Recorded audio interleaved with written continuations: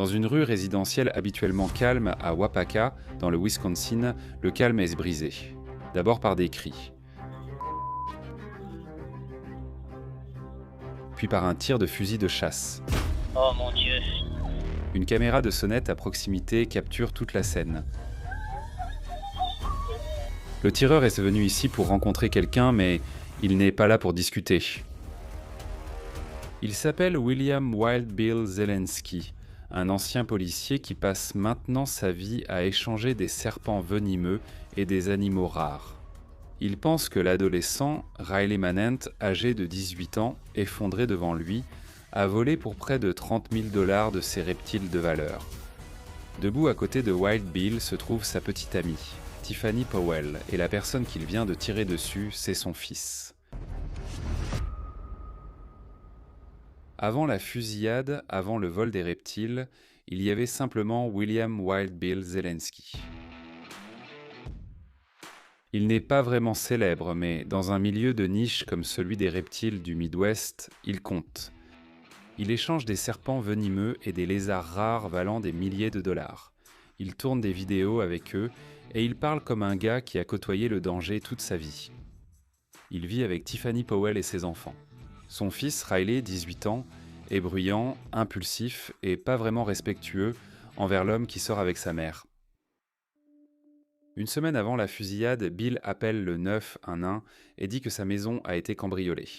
Il dit à la répartition que des armes à feu, de l'alcool et ses reptiles les plus précieux ont été volés. Des animaux qu'il affirme valoir plus de 30 000 $. Il nomme immédiatement des suspects, Riley et son ami adolescent.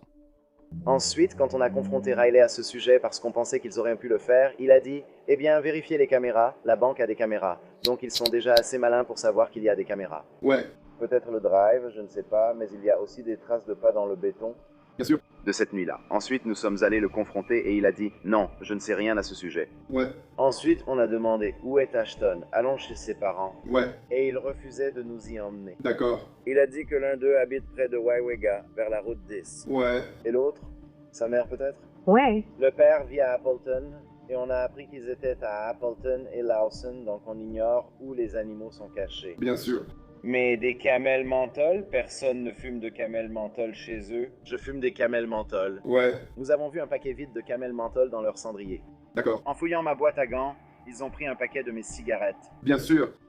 Ce n'est pas une preuve, mais ça l'est, tu vois. Ouais, ouais. La police ouvre une enquête, Bill ouvre autre chose, la vengeance. Il passe des coups de fil, il commence à creuser, il dit aux gens qu'il sait exactement qui a fait ça, Riley.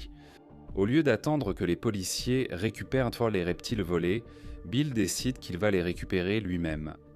Lui et Tiffany rassemblent des armes, un fusil de chasse, une autre arme longue, des munitions. Plus tard, les enquêteurs répertorieront un marteau, des couteaux, même une paire de menottes dans la voiture. Rien de tout cela n'apparaît dans les rapports avant la fusillade. Mais avec le recul, la préparation est indéniable. Vers 10h du soir, ils tournent dans Van Street, une rue résidentielle tranquille. Les caméras de sonnette confirmeront plus tard l'heure. Leurs phares éclairent une silhouette solitaire qui marche. C'est Riley Menente Powell. Bill arrête la voiture et en sort, fusil à pompe à la main. La portière reste ouverte, le moteur tourne. Alors que la confrontation s'intensifie immédiatement, Allez, allez. Tiffany, la mère de Riley, sort aussi. Et à un moment donné, la vidéo de la sonnette semble la montrer tenant le fusil. Tiens, pointe le fusil sur ton fils. Tu es un... Pointe le fusil. Toi. Riley enlève sa chemise. Les enquêteurs noteront à nouveau ce détail plus tard. Il crie sur Bill, le défiant de se battre sans le fusil. Pose-le et bats-toi comme un homme. Pose-le et bats-toi comme un homme. Il n'y a aucune tentative visible de partir, aucun signe que quelqu'un ait assez peur pour se retirer. Quelques secondes plus tard, le bruit d'un coup de feu. Il lui a tiré dessus. Il lui a tiré dessus. Le voisin qui entend le coup d'œil regarde dehors et voit un corps allongé face contre terre derrière la voiture. C'est Riley, le fils de Tiffany. Bill et Tiffany, cependant, sont de retour sur le siège avant du véhicule, sans le toucher ni vérifier son pouls. Il a tiré sur Riley. Oh mon Dieu, je me sens mal. Les agents arrivent vite et sécurisent la zone. Oh mon Dieu. Oh mon Dieu. S'il vous plaît. Non. Les ambulanciers s'agenouillancent près de l'adolescent dans la rue, impuissants. Une fois la scène sur la rue Vent sécurisée et les preuves sous contrôle, les enquêteurs commencent à recueillir des témoignages. Quelques heures après la fusillade, William Wild Bill Zelensky est transporté au poste pour être interrogé. Il vient tout juste d'être impliqué dans une fusillade mortelle. Alors que l'entretien débute tôt le matin, elle ne prête pas attention à l'adolescent soigné en urgence et pose d'abord des questions pratiques. Est-ce que vous savez si je pourrais, vous savez, sortir d'ici ce soir ou demain? Ou comment ça va se passer? Vous devrez sûrement voir un juge demain. Donc je dois passer la nuit ici? Oui, je crois bien. Mince, d'accord. Je veux dire, je comprends, mais je n'ai jamais passé la nuit en prison auparavant. Ouais. C'est vraiment nul. Son état d'esprit, privilégiant sa situation avant le bien-être de la victime, est aussitôt remarqué. Cela contraste avec l'urgence attendue si le tireur avait réellement craint pour sa vie lors d'une attaque menaçante quelques instants plus tôt. Lorsqu'on l'interroge sur la confrontation, Bill tente de se présenter comme réticent, voire protecteur. J'espère juste que Riley va bien. Je m'inquiète vraiment pour lui et ne sais pas s'il va s'en sortir. Pas pour l'instant. Non, je sais, mais... Mec, je ne veux rien faire qui puisse lui faire du mal. Au fur et à mesure que l'interrogatoire continue, Bill commence à parler aux policiers de son expérience dans les forces de l'ordre, insistant sur le fait que ce qu'il a fait, c'est ce pourquoi il a été formé en tant que policier. J'aimerais toujours coopérer avec vous, mais si le mandat concerne un homicide volontaire au premier degré et pas, vous savez, la légitime défense, ça me sidère. Je veux dire, je suis un ancien policier. J'ai suivi ma formation à la lettre pour me défendre et neutraliser la menace. Mais les enquêteurs comparent déjà ces explications à ce qu'ils ont vu sur la vidéo et à ce qu'ils savent maintenant sur le tir. À bout portant, pas de bagarre, aucune tentative de se retirer. Bill recentre ensuite l'attention sur ces reptiles volés, comme si le contexte expliquait l'escalade. Je sais qu'il y a eu des reptiles et d'autres choses volées, mais cela a mené à ce qui s'est passé aujourd'hui. C'est bien ça? Est-ce que quelqu'un a prévenu? Oui, enfin, on vient juste de... En fait, j'ai passé les derniers jours, vous savez, à remplir la paperasse. Je suis désolé, je ne me souviens plus du nom de l'agent. Ce n'est pas grave, je peux le retrouver. Donc, j'ai appelé le bureau du shérif. J'espérais qu'un agent viendrait et obtiendrait ces informations, puisque ce sont les animaux vivants qui ont été pris de... Je sais que tu aimes tes animaux. Oui, je ne veux pas qu'ils meurent. Oui. Pour les détectives, cela démontre un mobile, pas une justification. Cela montre l'importance que Bill accorde aux reptiles disparus et à quel point il a pris ce vol personnellement. En garde à vue, Bill réagit à l'accusation d'homicide, non pas avec de l'incrédulité face à un décès, mais choqué que ces actes puissent être légalement qualifiés de meurtre. Pourquoi tout cela a-t-il dû arriver? Je ne voulais pas que quelque chose comme ça arrive. Maintenant, c'est pire. C'était déjà assez grave. Maintenant, c'est encore pire, tu vois? Je ne sais pas quoi faire, tu vois. Je ne peux aider personne d'ici, tu comprends? Alors que Bill propose un récit maîtrisé en évoquant l'entraînement et la légitime défense, l'interview de Tiffany Powell est tout le contraire. Hésitante, incertaine et s'alignant progressivement avec la réalité médico-légale. Je vais juste ouvrir ici, on va s'asseoir à l'intérieur. Merci d'être venu. Installez-vous où vous voulez ici. Dans sa première déclaration enregistrée, elle confirme la version de Bill sur la raison pour laquelle il cherchait des Riley au départ. Si tu ne peux pas remonter plus tôt dans la journée pour moi, comment en est-on arrivé au point où Riley et Bill, tu sais, se sont retrouvés dans cette confrontation? Bill s'est fait voler il y a quelques jours et c'était Riley. D'accord, comment a-t-il conclu que c'était Riley qui avait fait cela? Eh bien, il y avait des photos de bouteilles sur le Snapchat de Riley provenant de chez Bill, là où Bill a été volé et une femme l'a appelé. Cela explique la suspicion, pas la peur. C'est un différend de propriété, pas une menace pour la vie. En parlant de la confrontation, Tiffany décrit Riley comme étant devenu physiquement agressif. Où étiez-vous dans la voiture? Sur le siège passager, mais j'étais sortie, je demandais à Riley pourquoi il avait fait ce qu'il avait fait. Et il voulait juste se battre avec Bill, il n'arrêtait pas d'essayer. Il a enlevé sa veste et tout, pour attaquer, pour essayer de se battre avec Bill. Est-ce qu'il a dit pourquoi il avait pris les objets qu'il a pris? Non, il ne l'a pas fait ni voulu l'admettre. D'accord, il a nié tout le temps. J'ai même dit que nous étions en route pour les récupérer chez son ami, Et il continuait à nier. D'accord. Est-ce que Riley était le seul là-bas? Donc, il n'y avait que toi, Bill et Riley? Oui. D'accord. Vous souvenez-vous à peu près de l'heure à laquelle c'était? Vers 10 heures du soir peut-être, je ne sais pas. D'accord. Donc, pour revenir à la dispute verbale, comment les choses se sont-elles déroulées? Comme vous avez dit que Riley a enlevé sa veste, alors quoi? Vous souvenez-vous de ce qui s'est passé d'autre? Riley a juste commencé à foncer sur Bill comme s'il allait l'attaquer. Et puis, je pensais qu'il allait le taser, mais je suppose qu'il lui a tiré dessus, je ne sais pas pourquoi. Quand tu dis qu'il fonçait sur lui, que faisait-il précisément? Il a voulu lui donner un coup ou quelque chose comme ça, de le plaquer. As-tu vu Riley essayer de faire ça? Oui, D'accord. Comment Bill a-t-il réagi? il lui a tiré dessus. Donc il n'a pas essayé de se défendre, de bloquer les coups ou quoi que ce soit. Il a juste... Je ne sais pas. Tu n'as rien vu? Rien dans sa description ne répond au seuil requis pour une légitime défense armée selon la loi. Au fur et à mesure que l'interrogatoire continue, Tiffany a du mal avec les détails. Où se tenait-elle exactement? Combien de temps a duré la dispute? Et quels mouvements ont eu lieu avant le coup de feu? Où vous trouviez-vous par rapport au véhicule, à Riley et à Bill pendant que tout cela se passait? Vous vous souvenez? Derrière la voiture. Non, enfin derrière la voiture, je crois. D'accord, donc si ça c'est la voiture, tu étais derrière la voiture. Si ça c'est l'avant, où étaient Bill et Riley? Sur le côté, Ils étaient donc côté conducteur. ou peut-être un peu plus loin, je ne suis pas sûre. D'accord. Alors, combien de temps diriez-vous s'est écoulé entre le moment où vous vous êtes arrêté là et le moment où Bill a tiré sur Riley? Pas très longtemps, je ne suis pas sûre. Environ 15 secondes ou... Peut-être quelques minutes. D'accord, donc vous étiez là à discuter un peu, à vous disputer d'avant en arrière. Vous ne vous souvenez d'aucun mot particulier qui a été dit? D'accord. Je me souviens seulement quand Riley a dit que j'étais morte pour lui. C'est la seule chose qui te reste en tête. Ces incohérences ne sont pas perçues en comme de la tromperie au début, mais l'ambiance de l'entretien change une fois que les enquêteurs examinent la vidéo de la sonnette et peuvent voir la confrontation se dérouler plus clairement que ce que Tiffany a décrit. Lorsque les détectives la confrontent au fait qu'elle tenait l'arme, sa certitude disparaît complètement.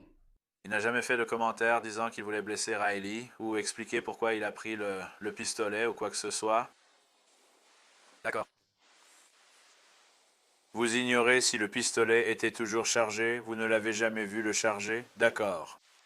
Donc il y a beaucoup de choses, je vais être honnête avec vous Tiffany, il y a beaucoup de choses qui ne collent pas dans ce que vous me dites. Nous avons des vidéos de surveillance, alors vous devez être honnête avec moi. Est-ce que Bill vous a donné quelque chose à un moment donné? Je ne sais pas, je ne me souviens pas. Vous souvenez-vous d'avoir tenu les armes à feu? Non. Tiens, pointe l'arme sur ton fils. Tu es un. Pointe l'arme sur ton fils. Toi. Étiez-vous ou êtes-vous sous l'influence de drogue ou d'alcool? Non. Parce que la vidéo me dit le contraire. Que diriez-vous si je regardais cette vidéo et que je voyais Bill vous dire spécifiquement de pointer l'arme sur votre fils et que j'ai une vidéo de vous tenant cette arme, la pointant directement sur lui? Peut-être ai-je tenu l'arme, je ne sais pas. Eh bien, il se peut que vous l'ayez fait ou vous l'avez fait. Je ne sais pas. Je ne peux tout simplement pas m'en souvenir. Il y avait beaucoup de cris et hurlements. Je pense que tu t'en souviendrais si tu tenais une arme à feu et que tu la pointais sur ton propre fils, quand même. Il y avait beaucoup de cris et hurlements. Alors, que fait Riley quand il a couru vers le véhicule? Qu'est-ce qui s'est passé après ça? Je ne sais pas. Bill avait-il déjà menacé la vie de Riley? Non. Et si je vous disais qu'on m'a dit le contraire? Vous n'avez jamais entendu Bill dire quoi que ce soit de désobligeant? Qu'il allait tuer Riley? Non. Alors, une fois que Bill a tiré sur Riley, comment avez-vous réagi, Bill et vous? Qu'avez-vous fait? Je ne voulais tout simplement pas le toucher parce que je ne savais pas si ça lui ferait mal. D'accord, est-ce que vous vous souvenez où vous êtes allé, où vous vous êtes déplacé, où vous vous teniez? J'ai appelé le 911.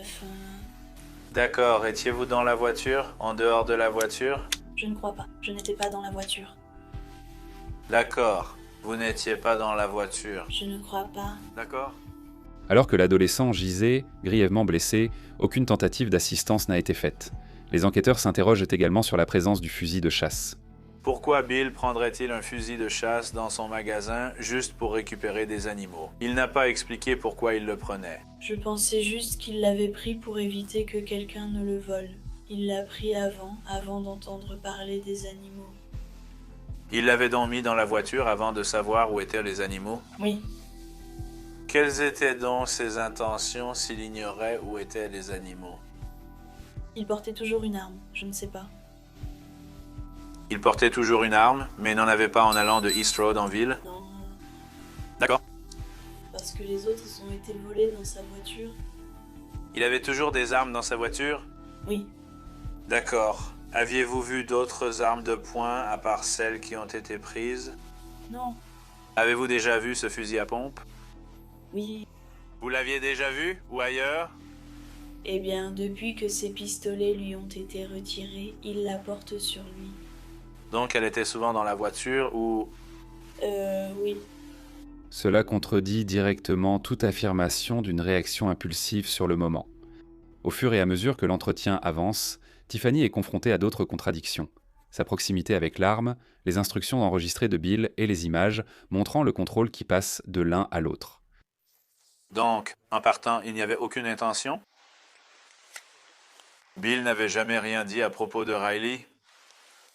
Il n'a jamais parlé de le confronter, de le chercher, de lui parler? Est-ce qu'il a essayé de le contacter à nouveau? Non.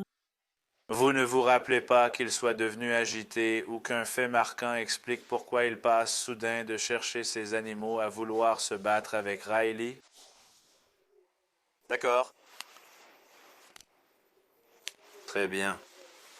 Comme dit dans la vidéo, on vous voit clairement avec une arme à feu. Et vous dites que vous ne vous en souvenez pas? Vous ne vous rappelez pas avoir braqué une arme sur votre fils? Vous ne vous souvenez pas de ce que Bill vous a dit? Non. Et vous êtes un criminel condamné, n'est-ce pas? Oui. Vous comprenez que vous ne pouvez pas posséder d'armes à feu. Vous êtes donc arrêté aujourd'hui pour possession d'armes à feu en tant que criminel condamné sous contrôle judiciaire. Tiffany réagit à peine. Elle reste simplement assise, essayant de comprendre ce qui vient d'être dit. De retour sur les lieux, sur Van Street, les agents commencent à documenter tout ce qui pourrait être important pour l'enquête. La position du corps, l'emplacement du véhicule, l'angle du lampadaire, au-dessus. Bill a déjà dit qu'il agissait en légitime défense, qu'il s'est senti menacé. Mais dans le travail d'homicide, les déclarations viennent en second. Ce qui compte d'abord, ce sont les preuves, et les preuves ne mentent pas. Il récupère le fusil à pompe à l'intérieur de la voiture, une autre arme longue, des munitions, chargées et prêtes à l'emploi. Des armes qui ne correspondent certainement pas à l'idée d'une conversation qui tourne mal. Des couteaux, des liens, un marteau, des outils qui suggèrent une préparation, pas la panique. Les enquêteurs notent aussi ce qui ne s'est pas passé.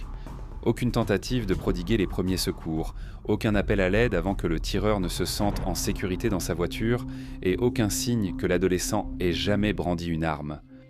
Elle n'est pas allée l'aider, elle n'a rien fait et ils étaient juste tellement calmes. Qui ça a eu ça? Bill et elle. Bill a dit « Je lui ai tiré dessus, il m'a attaqué alors j'ai tiré. Tu l'as entendu dire ça? » Ouais, il me l'a dit. Qui te l'a dit? Nous avons entendu le coup de feu alors je suis sortie. Bill et Tiffany sont venus chez moi juste avant. J'arrivais chez moi et ils sont arrivés en même temps et je me suis dit « Qu'est-ce qu'ils veulent, tu vois ?» Et ils disaient que Riley avait volé Bill et que Bill avait reçu un appel disant qu'il devait aller au commissariat pour parler avec eux. Et puis ils ont dit « Eh bien, on repassera quand on aura fini. » Donc environ 25 minutes se sont écoulées et nous étions assis ici, puis j'ai entendu le coup de feu. Alors j'ai regardé par cette petite fenêtre et j'ai vu leur voiture. Ils étaient tous les deux assis dedans quand je l'ai vu juste assis dans la voiture. et j'ai vu comme une grosse masse derrière la voiture et je me suis dit « Oh mon Dieu, est-ce qu'ils ont percuté quelque chose ?» Je pensais qu'ils avaient renversé un piéton. Alors je suis sortie et j'ai vu Riley assise comme ça. « Riley, ça va? Riley, ça va ?» Et ils ne bougeaient pas, ils étaient juste là debout. Tu as dit que tu l'as vu debout à l'extérieur avec l'arme, mais tu as dit qu'ils étaient assis dans la voiture. Ils étaient dans la voiture et je regardais par la fenêtre. C'était après... Donc c'était avant le coup de feu. C'était après le coup de feu. D'accord. Donc je pense qu'il est peut-être remonté dans la voiture. Je ne sais pas, peut-être qu'il pensait qu'ils allaient partir ou quelque chose comme ça parce qu'ils étaient assis dans la voiture. Et j'ai regardé par la fenêtre. J'ai pensé qu'ils avaient crevé un pneu. Mais pourquoi cette batte de baseball? Que cache la voiture? Je suis sortie et j'ai dit « Hé les gars, on sait ce que vous faites. Que se passe-t-il ?» Riley était comme ça et puis il y avait juste du sang qui giclait, tu vois. Et il ne répondait pas, bien sûr, et ne bougeait pas. Et elle est juste restée là. Et il était vraiment calme. Et puis il s'est fait arrêter et elle était juste là, debout. Et moi je lui disais, tu dois aller à l'hôpital, tu dois voir comment il va. Alors apparemment elle est arrivée puis elle est partie d'ici. Ce sont le genre de détails qui font passer un récit de « j'ai eu peur pour ma vie » à « je voulais me venger ». Pendant ce temps, l'autre moitié de l'affaire se déroule ailleurs.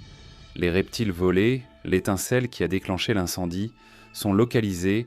En moins d'une journée après la fusillade, les enquêteurs ont retrouvé les reptiles volés dans une petite maison à l'extérieur de Wat Pacup, chez un ami lié à Riley. Les animaux ont été retrouvés vivants au sous-sol, gardés dans des terrariums improvisés et des bacs plastiques. L'affaire du vol de biens est maintenant close. Mais au moment où ces reptiles ont été sortis de ce sous-sol, l'enquête était déjà passée du vol à l'homicide.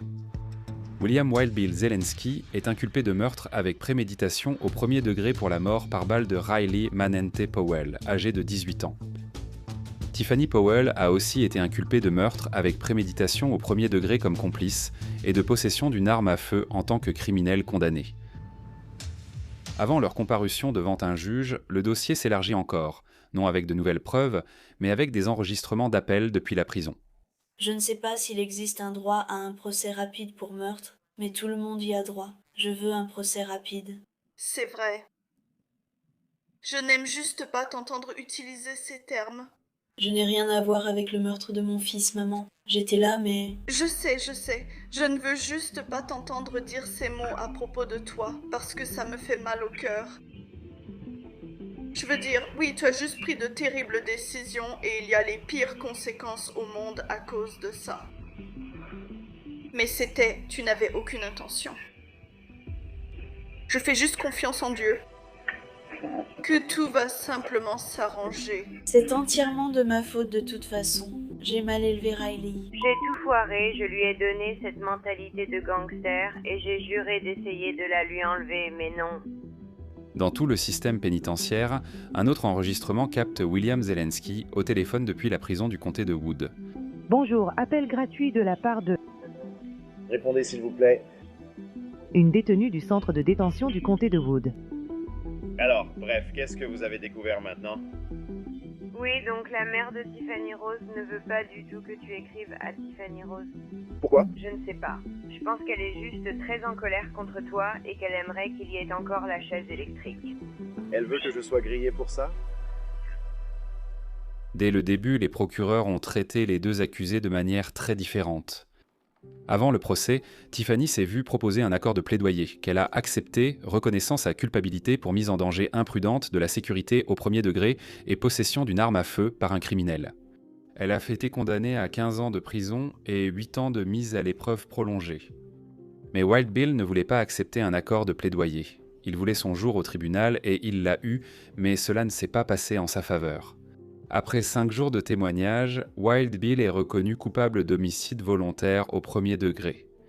Lors de sa condamnation, la salle d'audience est silencieuse lorsque la grand-mère paternelle de Riley se lève pour prononcer sa déclaration d'impact sur la victime. Sa voix porte le tranchant de la colère qui attendait depuis 3 ans d'être libérée. J'aimais énormément Riley. Il était la lumière de ma vie.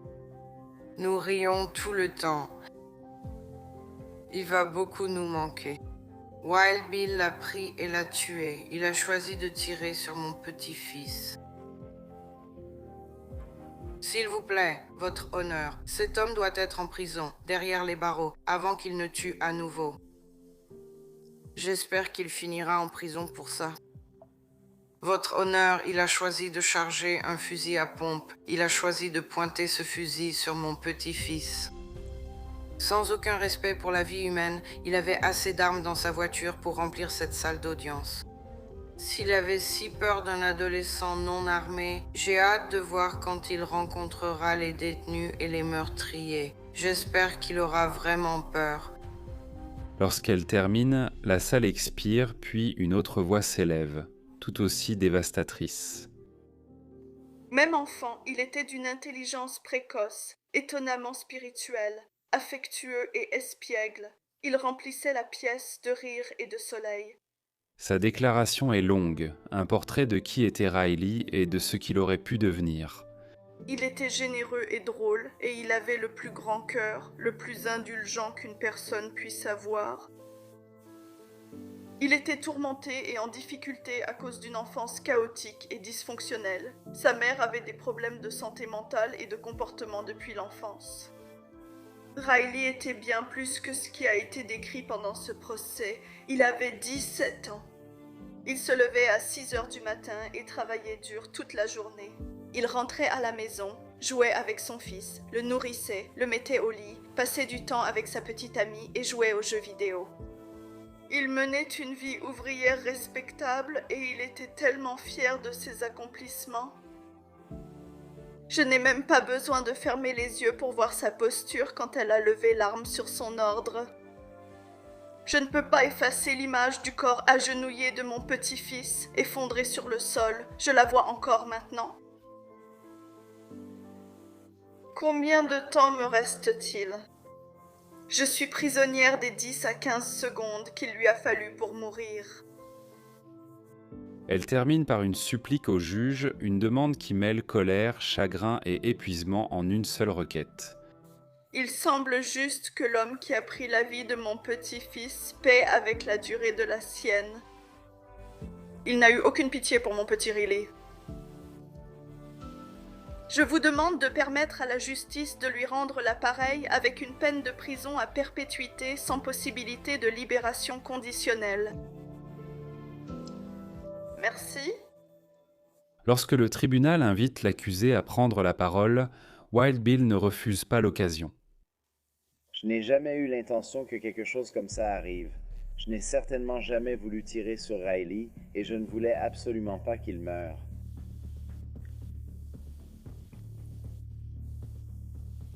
Je suis vraiment désolé. Le juge Raymond Hubert est resté impassible. Après la fusillade, bien que ses actions aient également suscité l'inquiétude de ce tribunal, il n'est pas allé voir Riel, il n'est pas allé vérifier s'il devait lui porter secours. Il est resté à l'écart, disant vouloir vérifier que Riel ne se relèverait pas pour attaquer. J'ai du mal à croire cela. Après qu'il ait su que le coup de feu avait été tiré et que Riley s'était effondré. Évidemment, il aurait pu apporter une aide qui aurait pu changer les circonstances. Mais le fait qu'il ne soit pas allé et qu'il n'ait même pas vérifié ce qu'il en était, faute d'un meilleur mot, de son beau-fils, cause une inquiétude à ce tribunal. Cela montre un manque de logique dans son raisonnement. Et quelques minutes plus tard, la décision est définitive. Prison à vie avec possibilité de libération conditionnelle après 35 ans. La mort de Riley a tout changé et n'a rien résolu. Un adolescent est parti, 2 familles sans abri sont détruites. Et la bagarre qui a tout déclenché, une poignée de reptiles volés, n'en valait jamais le prix. Pour Law et Crime Investigate, je suis Kristen Thorne.